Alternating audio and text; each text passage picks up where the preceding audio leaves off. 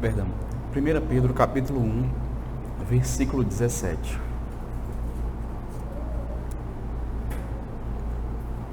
1 Pedro capítulo 1, versículo de número 17, que diz assim: Ora, se invocais como Pai aquele que sem acepção de pessoas julga segundo as obras de cada um, portai-vos com temor durante o tempo da vossa peregrinação. Até aqui, queridos, a leitura da palavra do Senhor nosso Deus.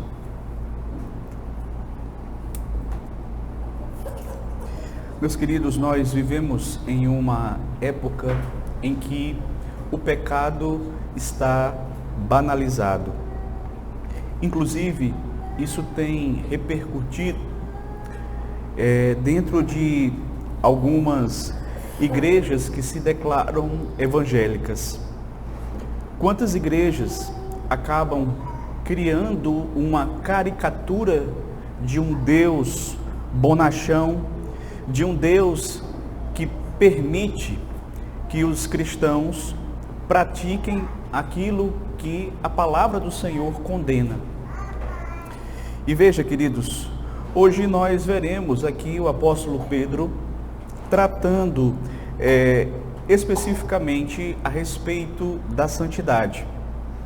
Nós estamos estudando a epístola de Pedro e nós temos visto que ele tem tratado a respeito desse tema em especial, e ele vai confrontar aqui os seus ouvintes, dizendo que se eles de fato invocavam a Deus como Pai, logo eles também deveriam entender que Deus é juiz. E Deus é um juiz que julga de forma imparcial. Então, nós não podemos, meus queridos, brincar com a santidade de Deus. Quem realmente conhece ao Senhor vive em temor aqui na sua peregrinação nesta vida. Nós estamos estudando, como eu disse, a carta de 1 Pedro. Temos estudado e visto que estamos numa parte da carta onde Pedro fala sobre a santificação. E estivemos estudando a respeito de alguns deveres que Pedro coloca como sendo deveres para nós enquanto crentes em Cristo Jesus. Nós vimos aqui no verso 13 que ele falou sobre o dever de ser sóbrio. Também vimos no verso 13 que ele tratou a respeito do dever de esperar inteiramente na graça de Deus. No verso 14, ele falou sobre o dever de não nos amoldarmos às paixões antigas, ou seja, as paixões pecaminosas da vida passada. Do verso 15 ao verso 16, ele fala sobre o dever de sermos santos. E aqui, queridos, no verso de número 17, Pedro vai falar a respeito da forma como nós devemos nos portar diante de Deus com santo temor. Verso 17, ele vai justamente dizer isto: Ora, se invocais como Pai aquele que sem acepção de pessoas julga segundo as obras de cada um, portai-vos com temor durante o tempo da vossa peregrinação.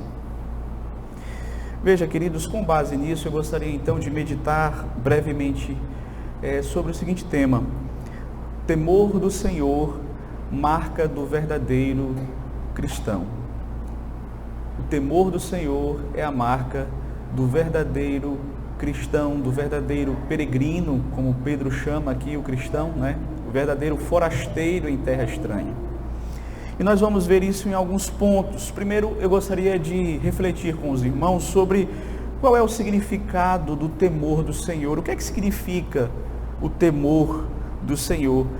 Em nossos dias, essa palavra temor, ela tem trazido consigo uma certa bagagem negativa. Por exemplo, quando você afirma que você tem temor dos seus pais, isso acaba transmitindo, às vezes, a ideia de que seus pais são pessoas duras, são pessoas injustas e até abusivas. É verdade que, infelizmente, existem pais que agem assim. Mas quando a palavra de Deus fala a respeito de temor do Senhor, o temor do Senhor nas Escrituras está ligado a duas coisas. Está ligada à santidade de Deus e também à justiça de Deus.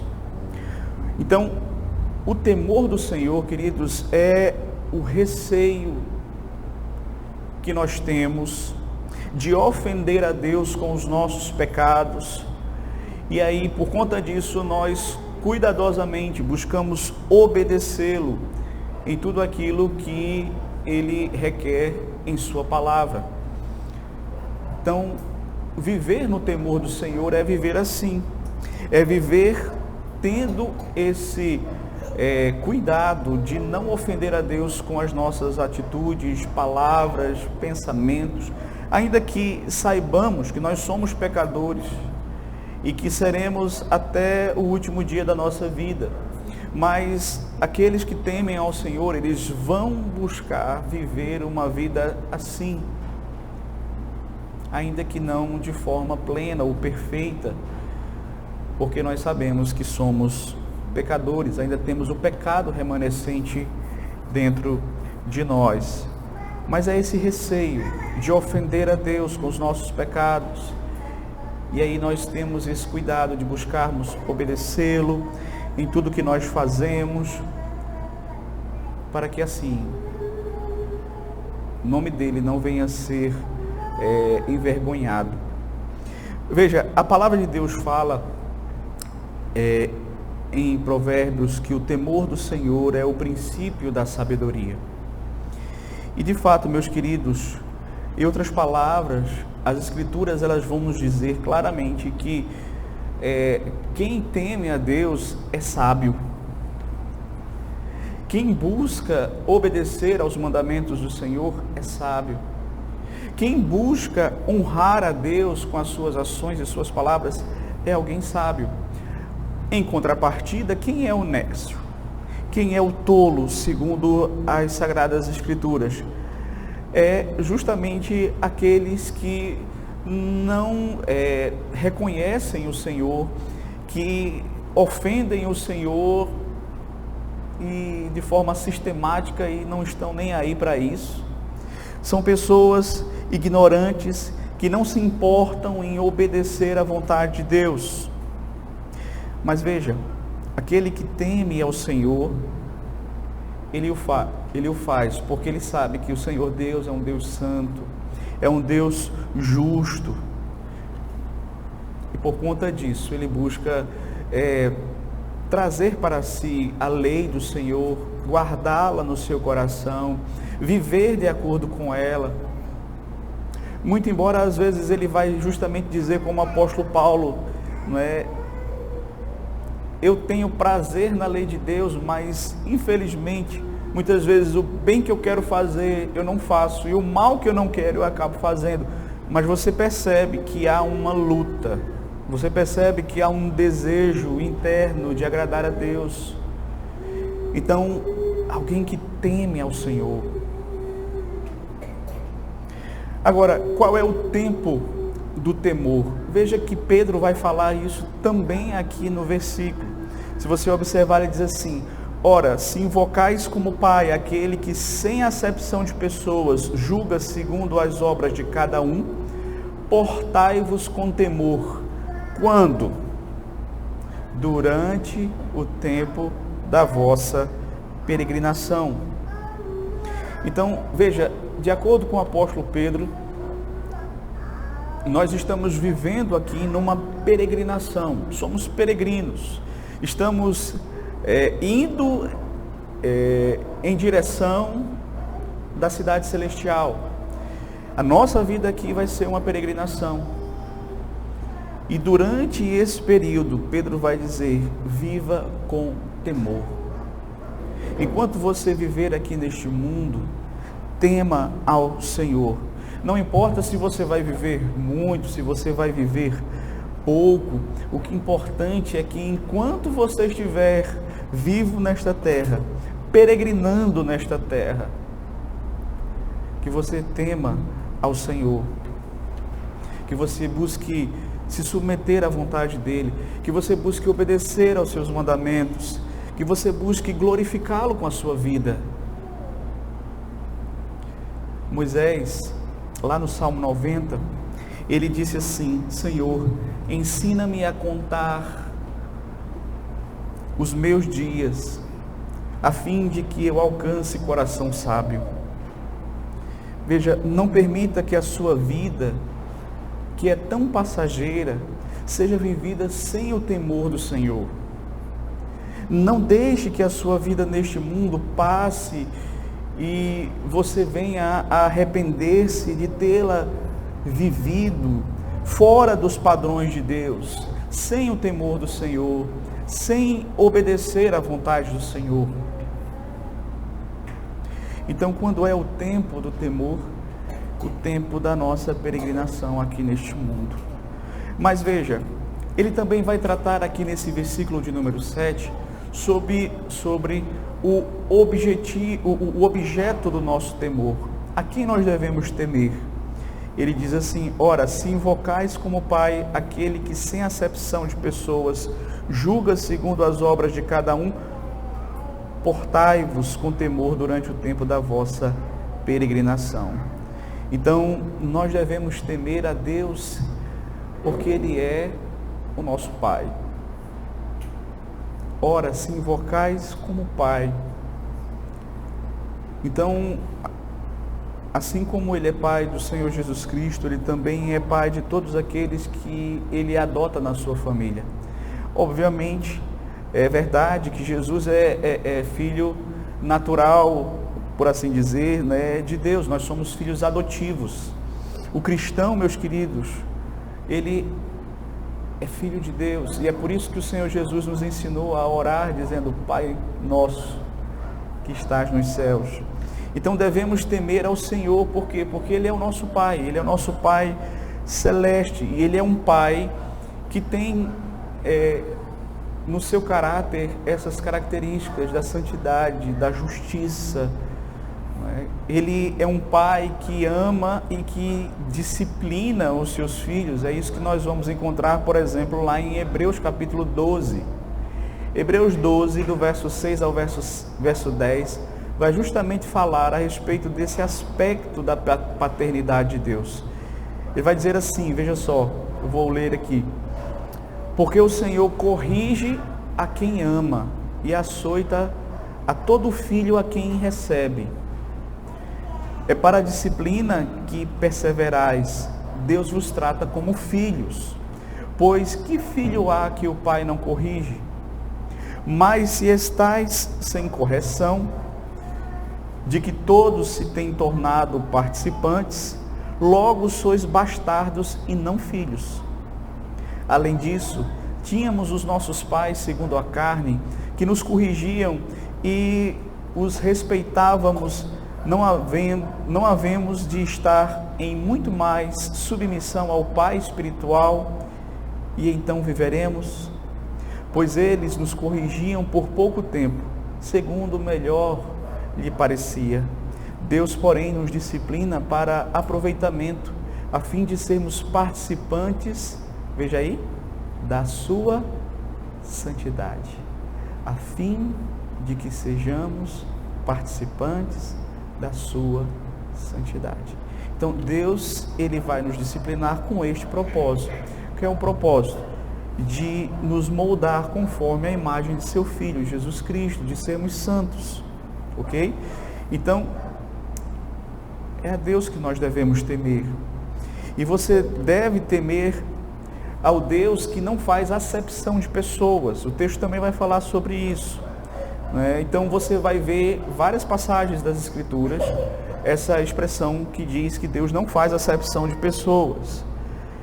E algumas pessoas acabam pegando essa expressão e até usando-a de forma indevida. às vezes eles usam essa expressão para falar a respeito da soberania de Deus, da eleição divina. Eles querem usar esses versículos como um argumento para isso. Mas, veja só, quando a Bíblia fala que Deus não faz acepção de pessoas, está dizendo que Deus, Ele não é como nós, Ele não é parcial, Ele não favorece alguém pelo que Ele é, certo? Você sabe, existem juízes aí, por aí afora, que eles julgam as pessoas de acordo com a posição social, de acordo com o partido político, de acordo com o poder e a influência que aquela pessoa tem. Então, dependendo de quem seja, ele vai julgar de uma forma ou de outra. Deus não. Diante de Deus, todos nós somos iguais. Então, não importa se você é rico, se você é pobre, homem ou mulher, se você nasceu aqui ou nasceu em um outro país, certo? Deus, Ele não faz acepção de pessoas. Ele é justo para com todos.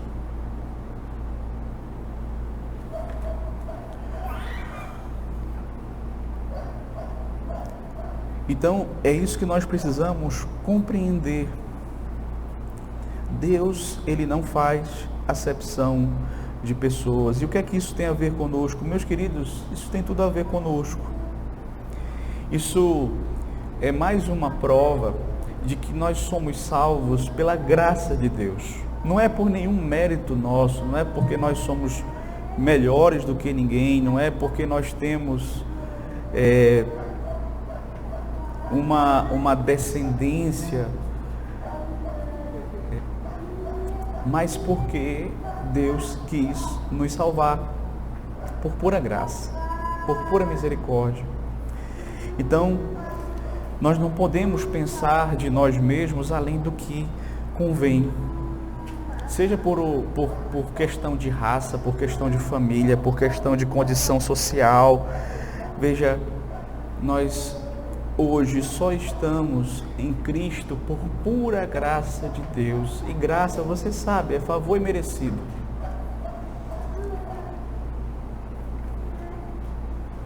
O que nos distingue das pessoas que estão perdidas no mundo é a graça de Deus, porque nós somos farinha do mesmo saco.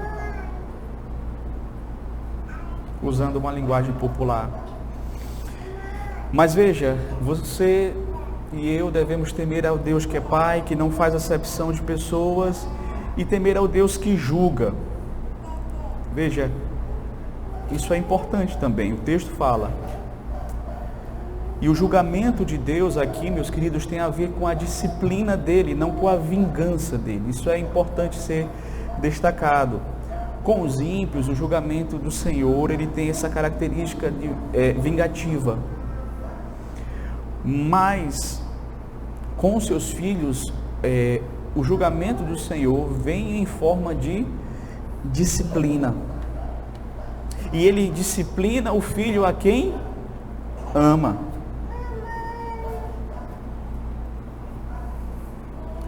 Então, quando alguém não é julgado e disciplinado pelo pai, certamente não é filho. Porque todos aqueles a quem ele ama e que ele recebe como filho, ele disciplina. É o que diz Hebreus capítulo 12, e nós acabamos de ler. Certo? Mas qual é o critério do julgamento? Veja que Pedro também vai falar sobre isso. Que Deus, veja só, acompanhe comigo aí a leitura do verso 17. Ora, se invocais como Pai aquele que sem acepção de pessoas julga segundo as obras de cada um, segundo as obras de cada um. Esse é o critério do julgamento. Deus julga segundo as obras de cada um.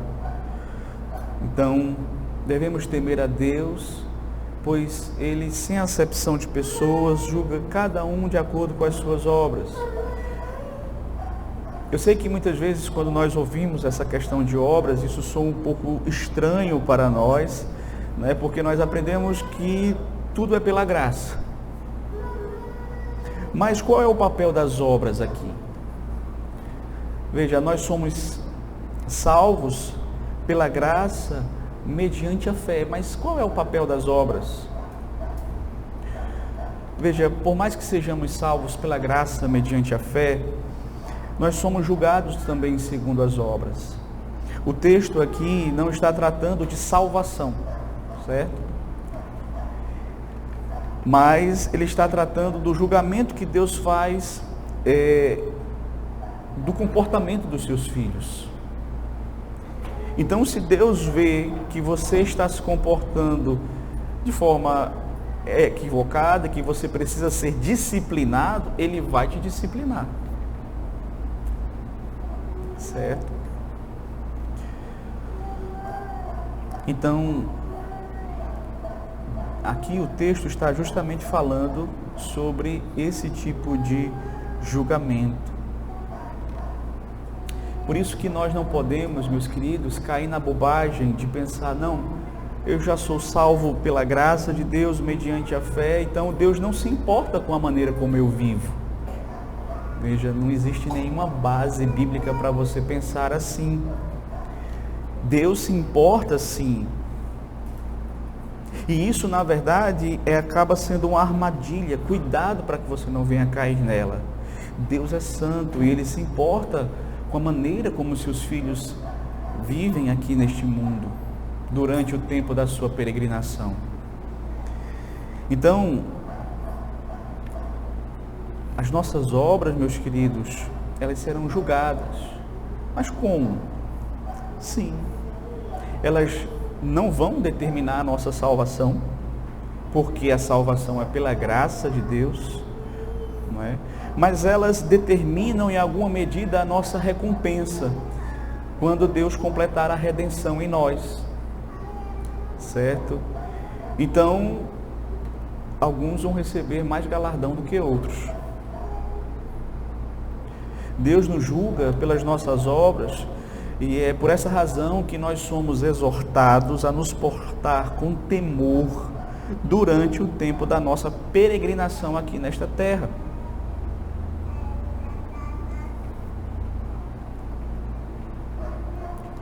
E nós poderíamos, inclusive, trazer alguns exemplos de Deus julgando os seus filhos. Um deles é o exemplo de Jonas. Jonas não estava fazendo aquilo que Deus havia mandado ele fazer. Ele, ao invés de ir para Nínive, ele foi para Tarsis. E Deus então enviou uma grande tempestade, e quando o navio começou a balançar, todo mundo ficou ali sofrendo, inclusive o próprio Jonas, e ele admitiu, não, o culpado de tudo isso sou eu, me coloquem para fora do navio. E a tempestade vai se acalmar. E Deus o disciplinou. Por quê? Porque ele não estava vivendo no temor do Senhor. Sabe uma outra situação também, em que Deus também disciplinou um servo dele, foi com Moisés. Veja, Moisés, ele estava no caminho para o Egito, a fim de liderar o povo para a terra prometida. No entanto, Deus tinha dado algumas regras para que eles obedecessem, o povo de Israel, e uma delas era a circuncisão. E Moisés deixou de circuncidar o seu filho, e Deus quase matou Moisés, o texto fala. A criança teve que ser circuncidada para que o desagrado de Deus não o fizesse matar Moisés. Mas o próprio apóstolo Pedro, também aqui nessa carta, ele vai falar sobre esse julgamento de Deus sobre os seus filhos. Aqui mesmo no capítulo 4, no verso 17. Quando ele fala do julgamento de Deus sobre a igreja. Veja só, ele diz assim: porque a ocasião de começar o juízo pela casa de Deus é chegada. A ocasião de começar o juízo pela casa de Deus é chegada. Ora, se primeiro vem por nós, qual será o fim daqueles que não obedecem ao Evangelho de Deus? Ou seja, veja, Deus vai julgar a igreja. E é nesse sentido que nós estamos analisando aqui, no sentido de disciplinar aqueles que estão vivendo de forma desobediente ao Senhor, numa forma de tratar do caráter deles, numa forma de moldá-los à imagem do seu Filho Jesus Cristo. E veja que é toda a igreja.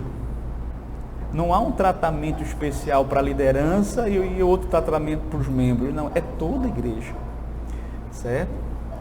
Então, sede santos, como eu sou santo, diz o Senhor, é um mandamento para todo crente.